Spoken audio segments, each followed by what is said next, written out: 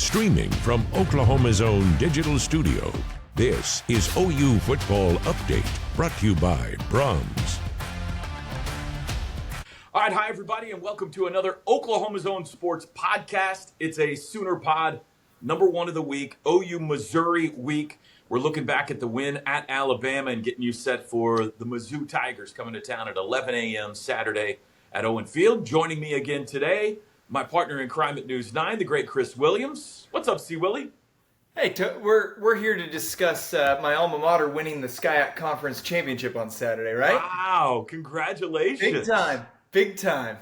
Who did they beat and what was the score? So they beat Cal by a couple scores. I don't know the exact Cal number. Lutheran? California Lutheran up in the LA area where Dave Aranda went to school. And so the coach that was there when I played retired this summer. So the offense coordinator, Casey Shine, interim head coach, now he's won a SCIAC championship. Never lost a SCIAC conference game as a head coach. So they go to Whitworth for the playoffs this Saturday. What a weekend for you, man. Big time. Sooners get a win in Bama. And what was your school again? Oh, my goodness. Chapman University. Chapman wins the conference title. Of course, I knew that. I was just seeing if you remembered it or not. Yeah. So. Yeah. Well, hey, listen, everybody, before we get going here, please like and subscribe. Even if you think you've already done it, check for us. It does us a world of good. Doesn't cost you anything. So please, thumbs up and push that subscribe button. Doesn't cost anything, I promise. It's just going to let YouTube know how many people are care about us. You care about us, right? Please care about us. 23-21, Oklahoma over Alabama Saturday in a game that we will not soon forget. Chris Williams, you were there as well. How about that one? Yeah, I mean, and they just beat Alabama last year. Big upset, stormed the field. Obviously won't forget that one either, but this one's bigger because this one puts them right in the meat of it for the playoff, and it says, look, this Sooner team can compete with whoever you put in front of them, wherever you put them. That was a huge statement win by Brent Venables and by the Sooners. Yeah, no doubt about that. By the way, I forgot to turn my light on before we started. So there you go. Oh, okay. Now I'm brighter. Yeah, massive statement win. You're right. They go on the road in back-to-back games and win at Tennessee and at Alabama. And they're in if they can win these last two. It's no doubt at this point. Tuesday night, we find out what the committee thinks about them now.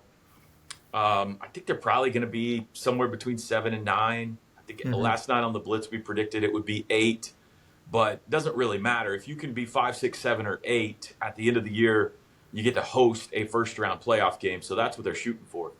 But we'll talk about Missouri and LSU here in a second. What, was turnover margin? Is it that simple? Do we need to break this thing down more than that? I mean, they 3-zip in the turnovers, and that was the ball game, right?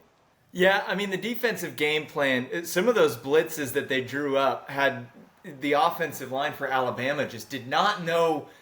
Multiple times they ended up only bringing like 4 in the pressure, and they had free runners coming through. Kip Lewis coming up the A-gap because the center's going right, and then you have 3 going right for 2 Sooners on that side. Not to get too technical, but the way they disguise, the way that they confuse, the things that Brent does well, it was on display with that. And it made Ty Simpson uncomfortable. And Alabama fans keep talking about how out of character Ty Simpson looks. Pretty much every week, the quarterbacks have looked out of character against this Oklahoma defense because talent everywhere, they know the system, and then Brent Venables is just, the schemes he does. It wasn't a perfect game by any means. They gave some to Alabama, but the blitz concepts and then Toby finally, this elite defense, getting the takeaways, you see how big of a deal that is. Yeah, they've started to flood in now, 3 each of the last 2 weeks. Mm-hmm. I thought it was impressive because, they started hot on defense. They got the pick 6 early on, forced another turnover there in the second quarter. That was on a punt return. But then it looked like Ty Simpson kind of settled in a little bit. He started to march him up and down the field, especially there in the second quarter. They put it in the end zone twice. Mm-hmm. And then they come out in the second half and go right down the field and take the lead. And it looked like Alabama had kind of figured out what Oklahoma was going to do or was doing to them defensively. And then that was it. Mm-hmm. They never scored again. After that opening drive, second half, they never really threatened to score again. It's not like you can say, well, they were in field goal range, but elected to go. Like, they never got close to the end zone. I don't even know how many times they got on the other side of the 50 after that. And so to start out with a game plan, Alabama counters, obviously, and they start finding some things. He had 240 some yards passing at halftime, Simpson did. And then second half, 80 yards. And the vast majority of those came on the opening drive of the second half. Mm-hmm. So OU has a game plan, Alabama counters, and then OU mid-game counters back defensively, and Alabama couldn't solve it. The rest of the night, it was a couple of 3-and-outs. There was the final drive, which we didn't know when Alabama took over the ball at the 6-yard line that was it. Like, there was 7 minutes still to go in the game. And you thought there was time for 2, maybe 3 more possessions if they played this right.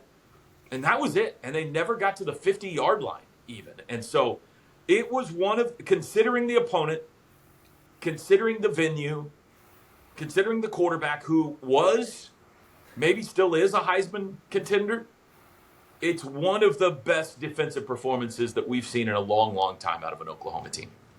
Yes, and Alabama, even in games that have been close, when they're at home like that, it always feels like, oh, you let them hang around, they're going to just go down and do what they do there. They'd won 17 straight at home before that.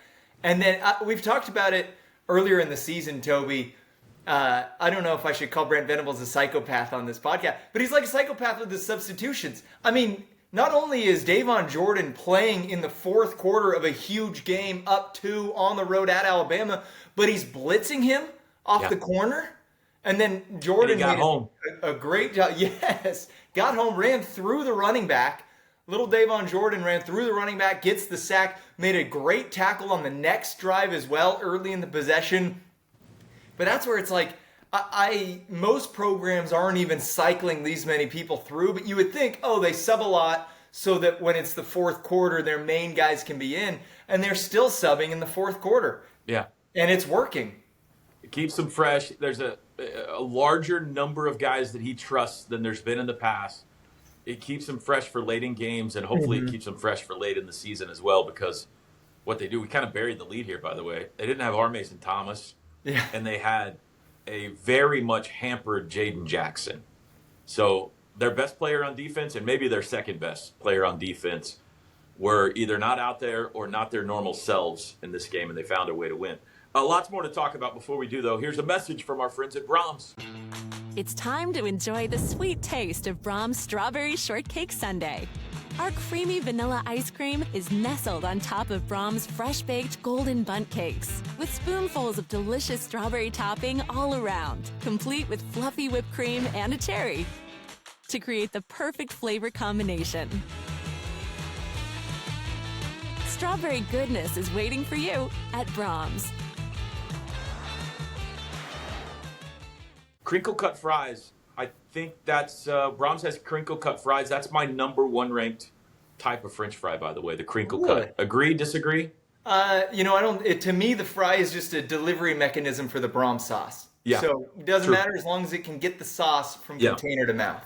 That's true. Let's spend a second giving some kudos to a couple of guys. One, Kip Lewis is an animal. Energizer Bunny. I don't know what he drinks for breakfast, but I've never seen a guy with more energy in my life. He is literally like a souped-up toddler that just consumed 10 pixie sticks, just running around in circles in the fourth quarter during timeouts on the field. But he was everywhere in this game. Led the team in tackles, had 2 sacks.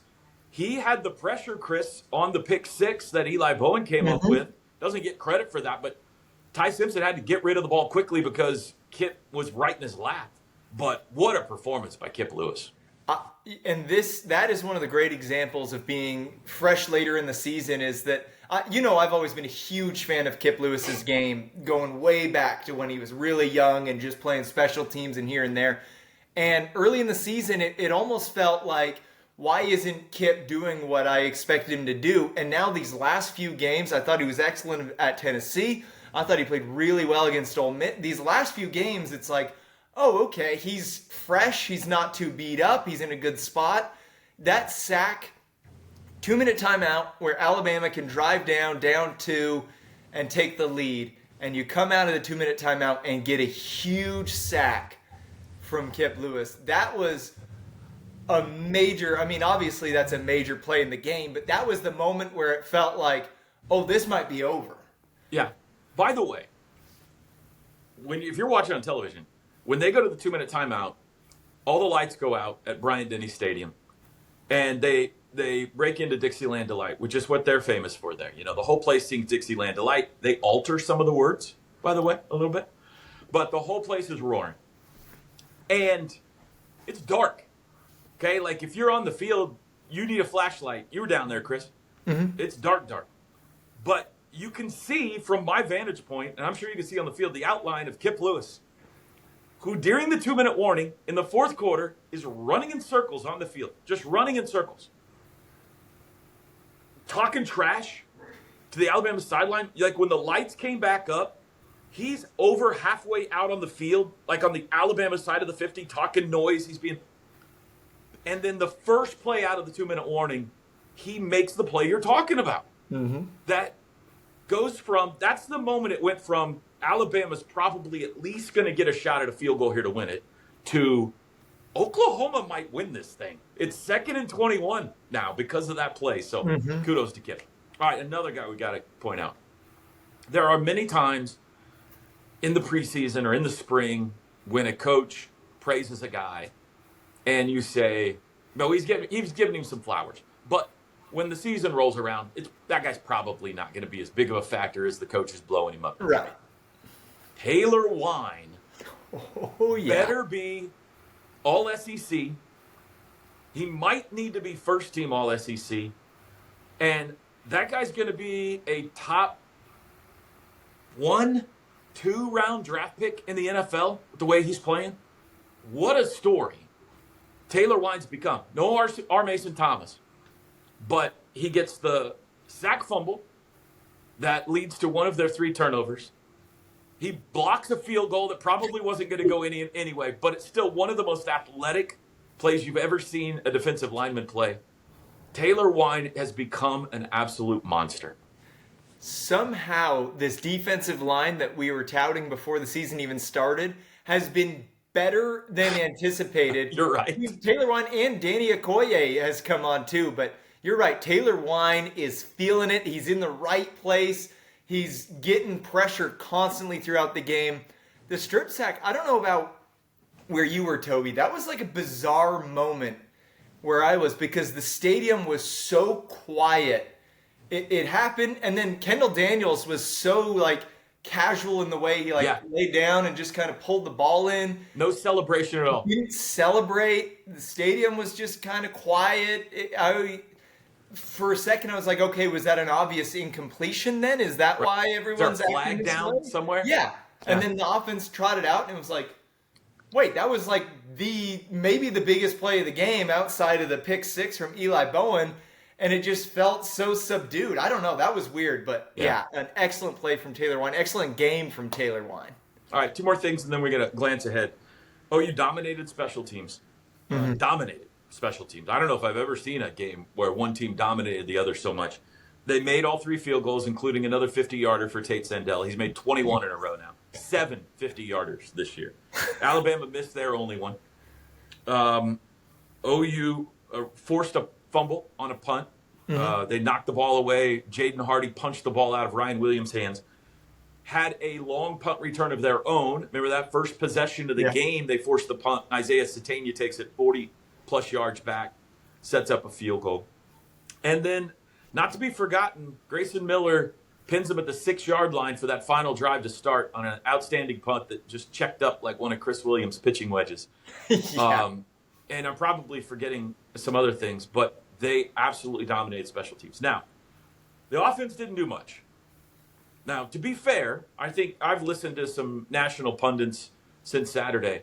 Let's remember, because of the pick 6 and because of the other 2 turnovers giving them a short field, that there wasn't as much yardage there to be gained. They didn't have the ball as much for a variety of reasons. But when they did, they didn't do a ton. I'm sure the game plan was somewhat conservative. They had the lead. They didn't want to be risky. Yet at the same time, my question to you, Chris, should Oklahoma fans be worried about their offense? Worried. I don't know if I would say worried so much as concerned. Worried if they were turning the ball over on those or not turning into. But there is some concern there because you're not going to be able to win out and through the playoffs. You're not going to win the turnover margin 3-0 every week. You're not going to be able to dominate special teams. Like you said, that's an anomaly, that much domination in the special teams game. They need to get more out of that offense. But I've gone back and forth on this because it was at the end of the third quarter where they're in the red zone and you really wanted to see them score a touchdown. And we talked, you broke it down some on the blitz. First and goal at the 10. Yeah. And they were conservative, just ran the ball 3 times, kicked a field goal. And on one hand, it's like, you really want to see them score big dagger late in the game. On the other hand, you go, well, they took care of the football. They know that, they trust Grayson Miller and they trust their defense. And Alabama didn't even come close to retaking the lead after that. You're right. 2 possessions in the fourth, didn't make it to the 50-yard line on either one of those. So on one hand, it's like, you would have loved to see them score. And on the other, you go, they did what they needed to do. They took care of the football, and they got points out of it and took the lead. You call a game differently when you know you have that kind of defense, advantage at defense and special teams. But it does feel like they got to crank it up a little bit. They got to be a little more threatening offensively. Alabama had 11 drives. They started all 11 inside their own 30-yard line. That's marching the field 70 yards on this OU defense is a chore. Yep. And this is another stat I've never heard. OU's average starting field position was 22 yards better than Alabama's average starting field position. 22 yards on every possession, head start basically.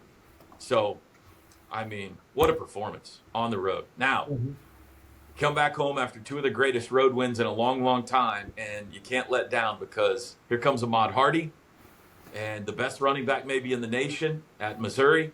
They might be getting Prabula back, by the way, this week. I know. And then after that, there's nothing more LSU would love to do than ruin Oklahoma's season if they still only have 2 losses. So we'll talk more about that maybe later in the week after the Brent Venables press conference and everything.